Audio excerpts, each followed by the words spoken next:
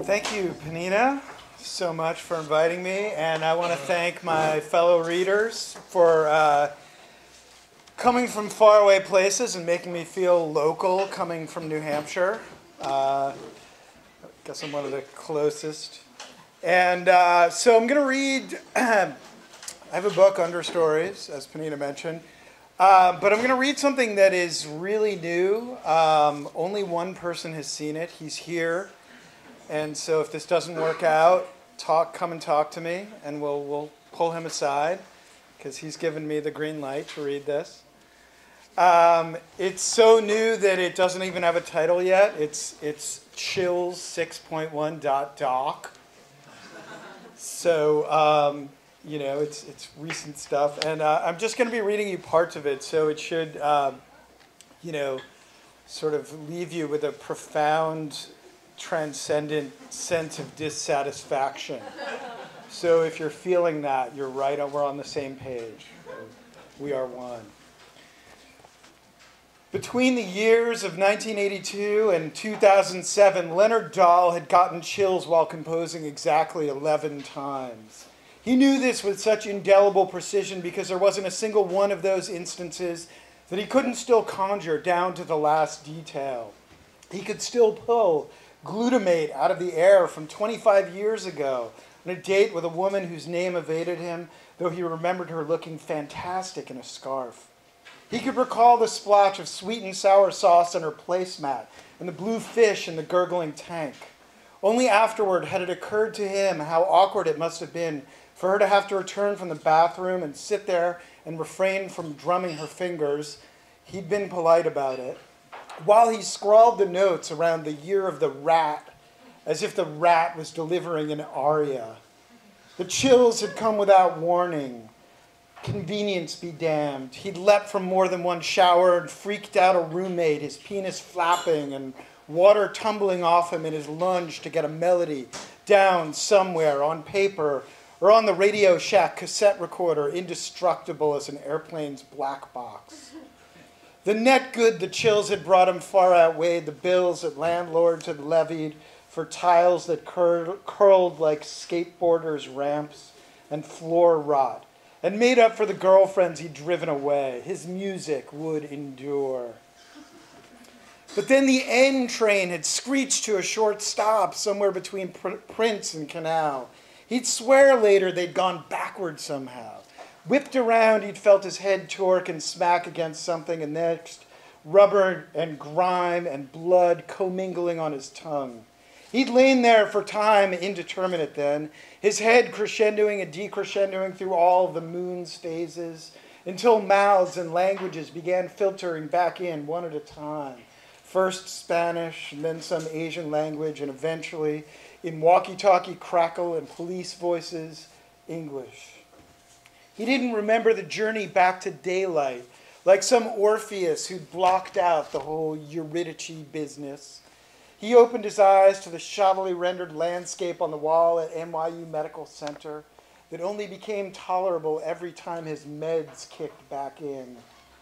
His dad knew some higher-ups at the neurology department, and he was fast on the mend. And had that been the end of the chills, it would have been a blow, no question, but he would have been able to deal. Instead, they were upon him with distressing regularity, hounding him like the Furies. He felt a new kinship with cows and other swatters. He'd be strolling, doing his usual route, down to Battery Park, where he'd pause in to take in the river. Then he'd wander across those narrow streets to the East River and make his way up through whole neighborhoods that felt like the paths in a giant graveyard, or soulless intellectual music. Good to expose himself to because it could be helpful to have something to compose against.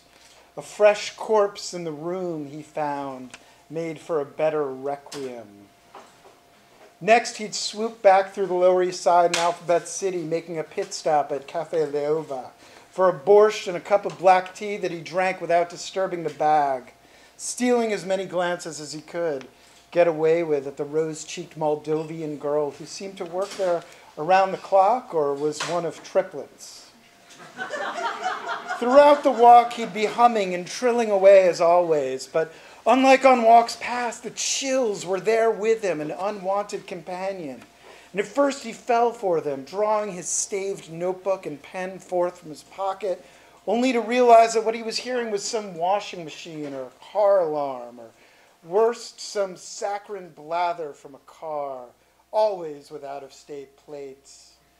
The end was nigh. He had nothing, no tunes, no Wolf, no football, no Lucy even to blame. Worse was when he'd heard, in his head only, one of Knockbore's more recent pieces, some commercial jingle for a cleaning product that the very hearing made him want to ingest. Cramming his notebook back into his pocket, he'd hunker down into his stroll again, embittered and suspicious. Like every person he passed, might be a mugger. And which would they find more ludicrous, his wallet or his composition book? The borscht at Leova was still hearty, and the girl still friendly, and she had this way of hovering in which her eyes seemed larger than the rest of her, and it made him want to hear her tragic story and then whip up an entire symphony centered on her life. But instead, he stirred the sour cream into his borscht so that it went blush pink and practiced the art of gaze aversion. She could have been in her 20s, but he decided she could have equally been not a few years younger.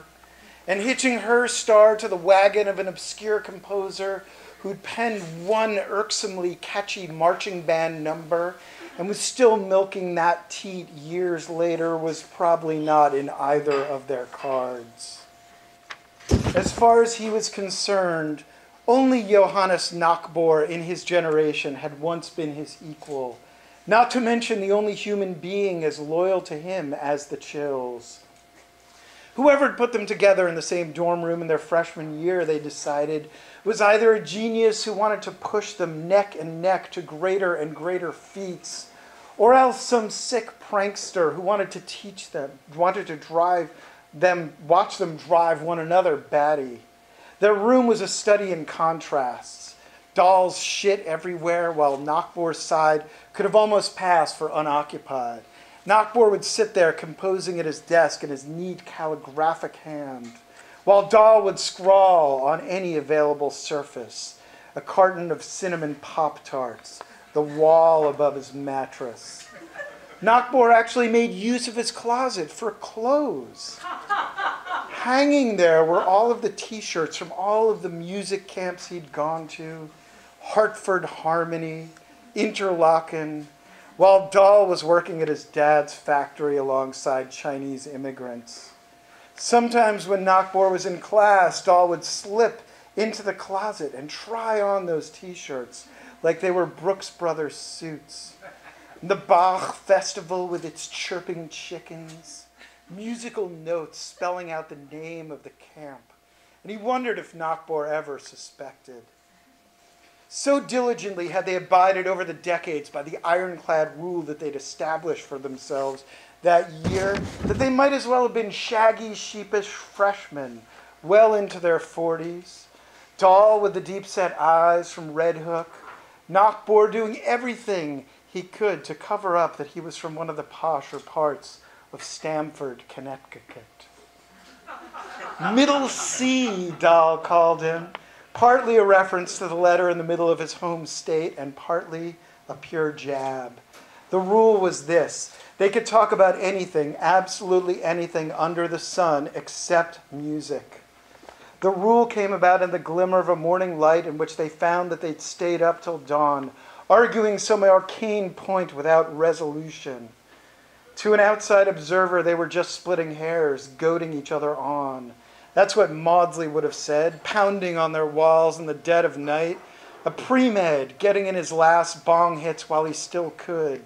Nary a sense of rhythm, as Dahl pointed out, pounding back and gradually shifting time signatures, which in turn caused Knockbore to guffaw into his pillow.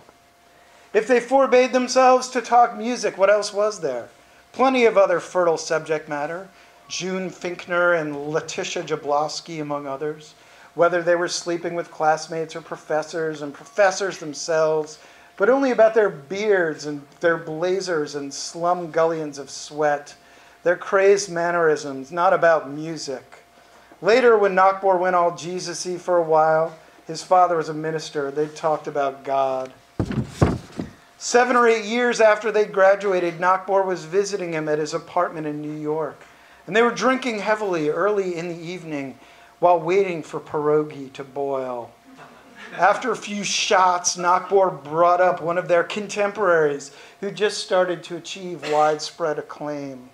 The kind that comes with a glossy spread in the New York Times Magazine, sandwiched between an article about a golfer and another about artichoke dip. The guy was, Dahl was certain, a fraud. Yet Nakbor somehow had been duped with the others, fallen under his spell. Were you high when you first listened? I mean, just tell me. I won't judge. No more high than you are now, laughed Nakbor. I'm pretty fucking high right now, said Dahl. I might smoke some pot just to come down a little. You really oughtn't dismiss it so a priori, Maudsley. This invocation of their old pothead neighbor, still a running joke after all these years, was considered a low blow. So a priori, listen to you. Save the dirty talk for your wife. Then after a moment, where do you think Maudsley is now? Dahl looked over to the wall as if the guy might be right there. Is he practicing somewhere or lying in some gutter? Seriously, will you suspend your cynicism for 30 seconds and give this guy a listen? Are you proposing we run down to Tower Records? Asked Dahl. It was the 1980s. There was no internet, no YouTube. He motioned toward his stove where pierogi were beckoning. Nakbor's stomach groaned a G, while Dahl's generally started at A and ran down a chromatic half scale. At that time, the two of them were established enough that they knew the DJ who'd be coming on WQXR at 6. Neither liked him much, but that was of no matter. He had at his disposal not only a record collection and the means to diffuse music throughout the entire city, but the record in question. Nakbor called the station. It pained Dahl. The idea of giving this whippersnapper, this hype-ridden derivative guy, any recognition whatsoever, much less free airplay. But the fact was that since the Times article had come out already, he probably would have played it anyway. Hey, Richard, said Nakbor into the phone. Johannes here. Listening to you as always on a Thursday night. Sure, I'll hold. He covered the mouthpiece. He's busy, says he's working or something. Dahl played a few instruments, but trumpet felt right for this occasion. He clicked open the case and screwed on the mouthpiece and licked his lips like an executioner readying himself for his task. They sat there for a solid half hour, one or the other and sometimes both in unison, calling out everything that came on, shaking the last drops out of the vodka bottle, and at last the station played something Dahl didn't recognize. And Nakbor got a knowing look on his face, and Dahl, who'd insisted he'd be able to hear it with an open mind, waited a full 2.5 minutes before hoisting the mouthpiece to his lips and forming an embouchure that, while not professional, was pretty good for someone who'd never taken a lesson. And then he began blowing the bejesus out of it, cheeks flaring like Gillespie's, like a blowfish that's just spotted a shark, mocking and improving. Nakbor sat there on the divan Dahl had salvaged from the sidewalk, arms and legs folded, growing tighter and more involuted as the piece went on. And then suddenly he yanked the cord out of the socket, as if hitting off wouldn't be enough, and Dahl was laughing, reaching for the cord. Nakbor grabbed too, and the trumpet came clanging to the floorboards with a dull crash. Fine, you fucking win, said Nakbor. Examining the instrument for dings, Dahl laughed again, thinking he'd done Nakbor a turn, that his friend was giving him a hard time because of their rule. But no, That was the wrong piece. He misunderstood, or did me a solid. The piece had been, Nachbor explained, Nachbor's own, released on a compilation by a small label alongside a handful of other contemporary Americans, all more prominent than Nachbor, who packed quickly, perfunctorily, refusing to apologies. Apologies from Dahl. Would that anyone in the world could have borne witness, like a Sasquatch sighting. After that, 2 years went whooshing by before Nachbor returned Dahl's phone call. No apology was ever granted, but if before that they'd sideswiped music like a shaky grating over the subway, afterwards they avoided it as if they'd known someone who'd gone plummeting right through one. Thank you very much.